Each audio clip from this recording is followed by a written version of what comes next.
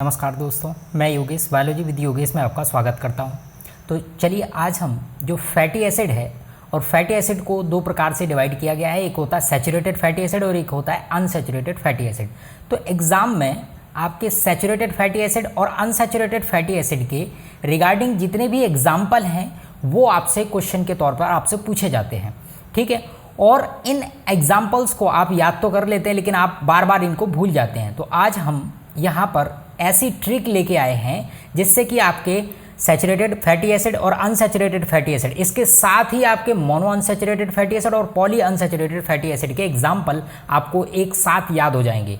और इस वीडियो में मैं आपको सिर्फ ट्रिक ही नहीं, इसके साथ साथ कई सारे कॉन्सेप्चुअल मेथड भी आपको यहाँ पर डिस्कस करूँगा।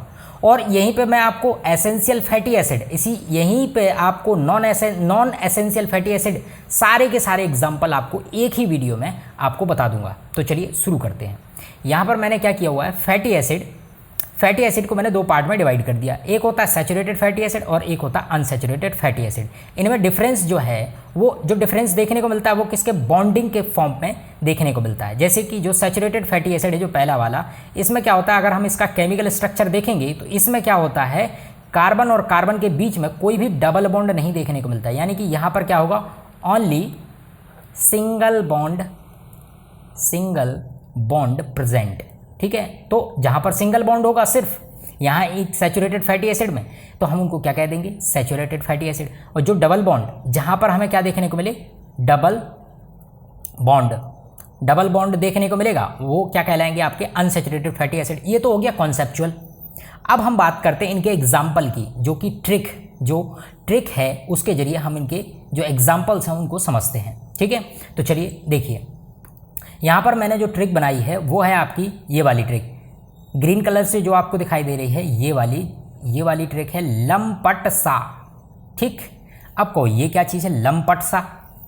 यहाँ पर आपने यहाँ पर क्या लिखा, LMP, और T जो है साइलेंट है और S जो है यहाँ पर आप देख पा रहे होंगे, ये L है, ये M है, यानी कि लंपट, T साइलेंट है, SA लंपट सा, ठीक है। तो ये हो गया आपका ट्रिक का लंपट सा। तो इसमें अब देखो, यहाँ पर देखो, L से आपका क्या हो गया, लॉरिक फैटी एसिड, M से आपका क्या हो गया, माइरिस्टिक फैटी एसिड, P से आपका क्या हो गया, पाल्मेटिक एसिड, S से आपका क्या हो गया, स्टेरिक फैटी एसिड, और A से आखिरी वाला है जो अरेकिड एसिड या अरेकिड फैटी एसिड।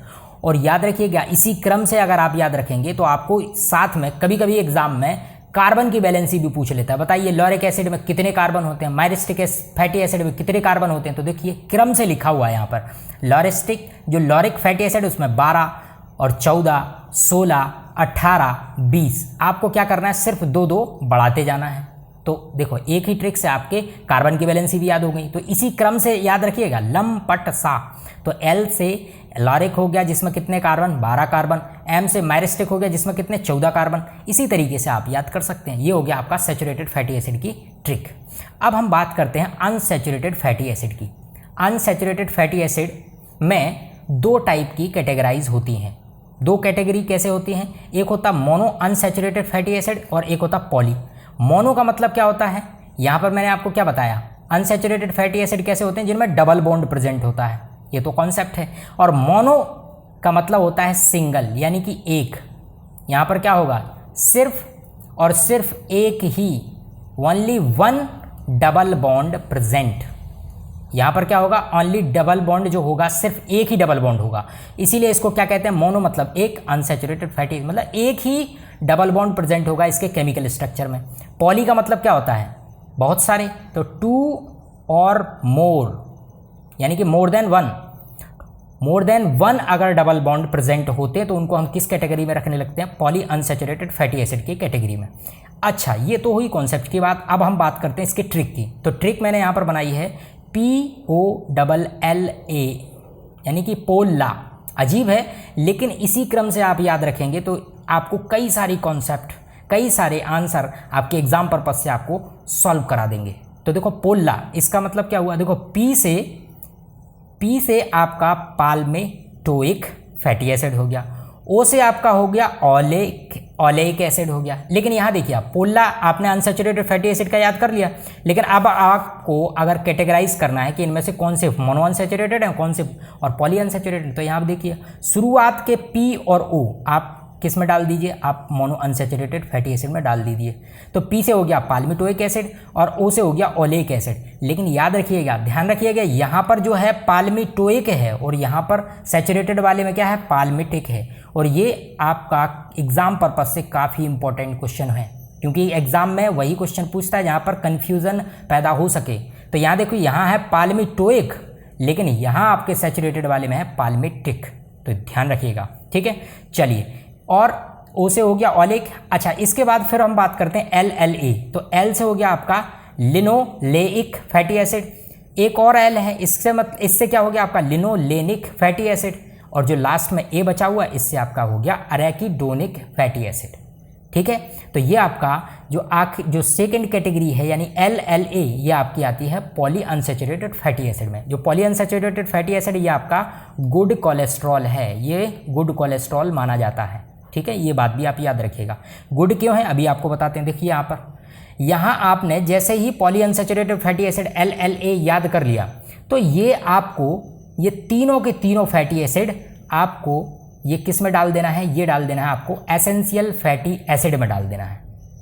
तो इसके अलावा जितने भी होंगे, यानी कि रेस्ट जितने बच गए, इन तीन के अलावा जो आपके बच गए, इन तीनों के अलावा जो आपके फैटी एसिड बच गए, वो सारे के सारे आप किस में डाल दीजिए, नॉन एसेंशियल फैटी एसिड में डाल दीजिए।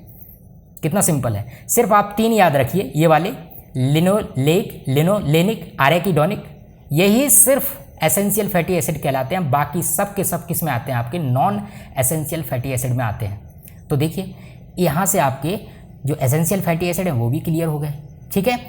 और अच्छा, एसेंशियल फैटी एसिड का मतलब क्या होता है। एसेंशियल फैटी एसिड वो होते हैं जो कि ह्यूमन बॉडी में नेचुरली प्रोड्यूस नहीं होते, लेकिन उनको ज़रूरत होती है, ठीक है। तो इसी तरीके से आप सिंपल तरीके की और भी ट्रिक चाहते हैं तो आप कमेंट बॉक्स में बताइएगा, और ये भी बताइएगा कि आपको ये ट्रिक और साथ में कॉन्सेप्ट वाली क्लास आपको कैसी लगी। तो इसी तरीके से अगर आप लेक्चर चाहते हैं तो लाइक करें, सब्सक्राइब करें और ज़्यादा से ज़्यादा लोगों को शेयर करें। धन्यवाद।